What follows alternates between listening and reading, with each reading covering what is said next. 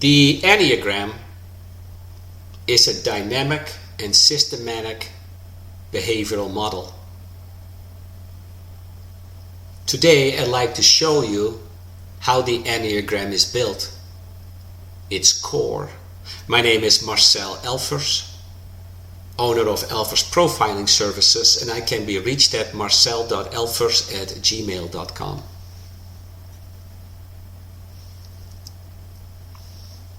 The foundation of the Enneagram lies in how we identify with our role models, who need to provide us with nurturance and guidance. Nurturance means emotional nurturance, to validate a child, to make them feel appreciated for who they are and what they do. Establishing self-worth, self-esteem. Guidance means to guide a child towards independent decision making, so they learn to know what to do and to become self-reliant.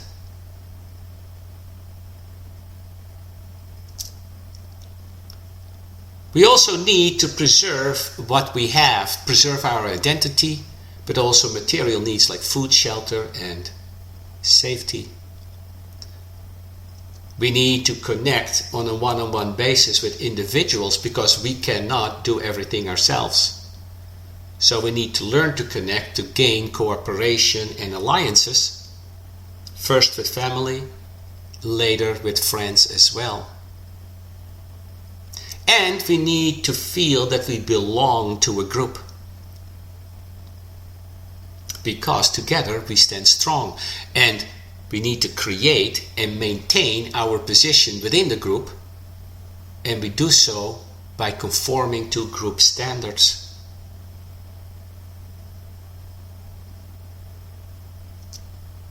Now, children hear everything you say and then mimic what you do. So give them a good example, because there's nothing worse than a child cynic. A child cynic is a child moving from knowing nothing to believing nothing.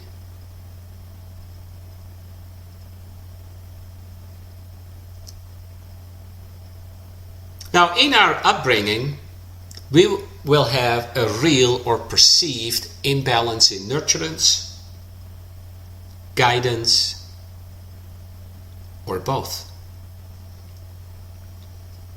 The traditional role of the mother, M, is emotional nurturance, and the traditional role of the father, F,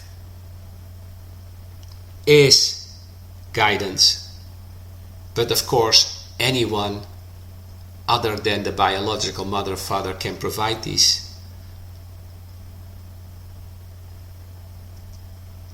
Now, when there is an imbalance in nurturance, then you need to nurture yourself, so you learn to assert yourself. An imbalance in guidance means I don't really know what to do, so now I need to seek guidance, and I learn to compare opinions. And when you lacked both, you were left to your own resources, and you learn to preserve material needs as well as your identity.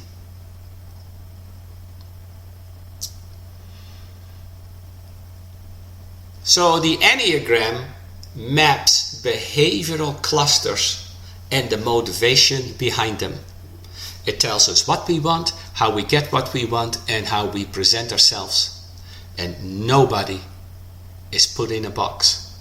Everybody is literally everything. A good analogy is, if a characteristic is a hammer, then anybody can use a hammer, and so anybody can have the same characteristic. But we emphasize one over the other, because if you use a particular hammer on a daily basis, you become good at it. You become a carpenter, your type. But that does not exclude others from being able to use the hammer. Your trait, your strong characteristic. So how do we get what we want? Well, basically it is the fear, fight, and flight response. Everyone has a dominant response. The fight responders are the ones that had an imbalance in emotional nurturance and learn to assert and insist on getting what they want. They want immediate gratification, and that means they are Freud's it-oriented.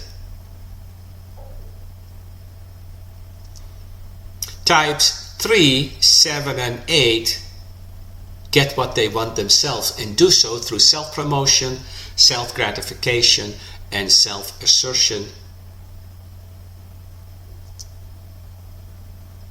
And they get what they want by connecting on an individual basis with others for their cooperation. They are often having very intense experiences because they assert and insist. Now, 3s must succeed, so they learn to persevere. That is their hammer. 7s must stay busy and learn to be spontaneous, and 8s must take charge and learn to be dominant. That's the 8's hammer.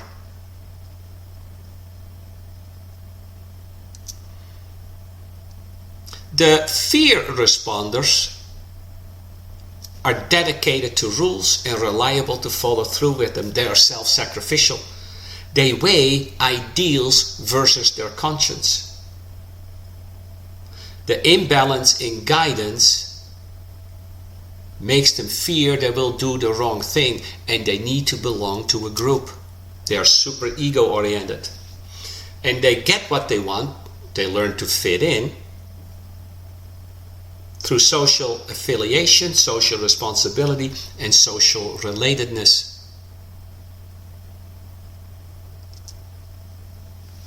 They will adhere to prevailing standards of a group so they can belong because they fear ejection of the group.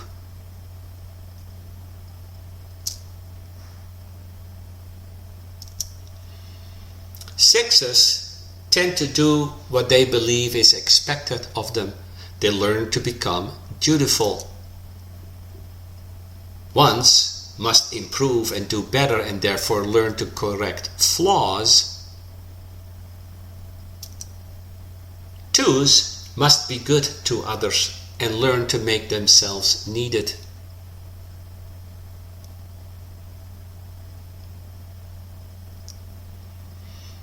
The flight responders had an imbalance in nurturance and guidance. They were left to their own resources and learned to preserve. They become reserved, imaginative, and introspective. They weigh ideals versus reality and are ego-oriented.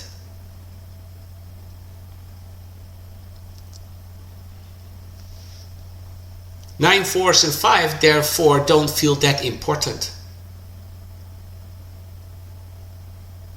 They remove themselves through withdrawal.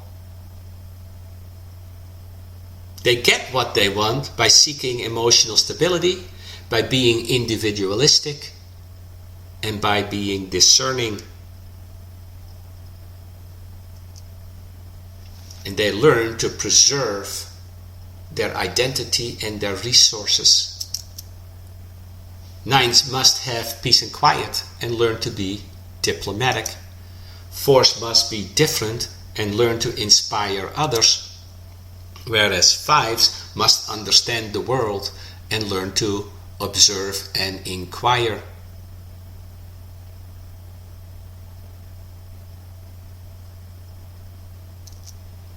So we have 3 major clusters, 3, 6, and 9. 3s, fight, it, industrious. Fight response. I get what I want now. It, immediate gratification. IP, intense interpersonal connections. They are industrious. 7 and 8 are mere variations of 3 because of different motivations. The fear superego SO moralizing group. Fear response, fear for ejection of the group. They're superego oriented because they weigh morals and values so they can fit in. They're social group because they need to belong to a group and stay within a group. They are the moralizers.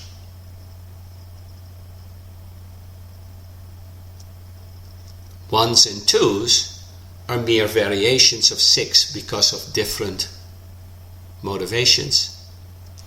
The flight ego SP mediator group, they have a flight response. They withdraw to think.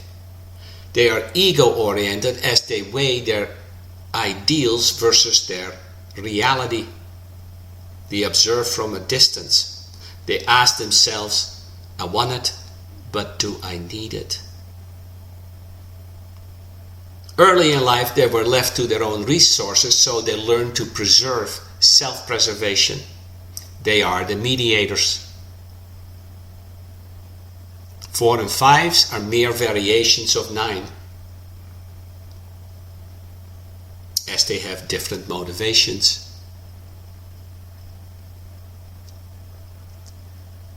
And so, every behavioral choice is an attempt to fill a void established in our childhood because of inadequate nurturance, guidance, or both.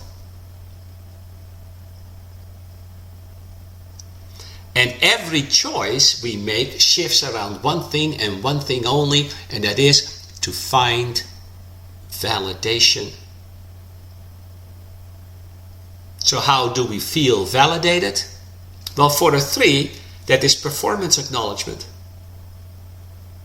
7s must have sufficient options open to them to stay busy, whereas 8s feel acknowledged and validated when they are self-reliant. You don't step on their turf. 6s feel validated when they feel you are supporting them. 1s need integrity acknowledgement, and 2s need to feel that they are needed. 9s want you to acknowledge that they are diplomatic, that they are amicable and agreeable, whereas 4s need to hear that they are an inspiration to you, whereas 5 need to be acknowledged for their competence. And that's the core of the Enneagram.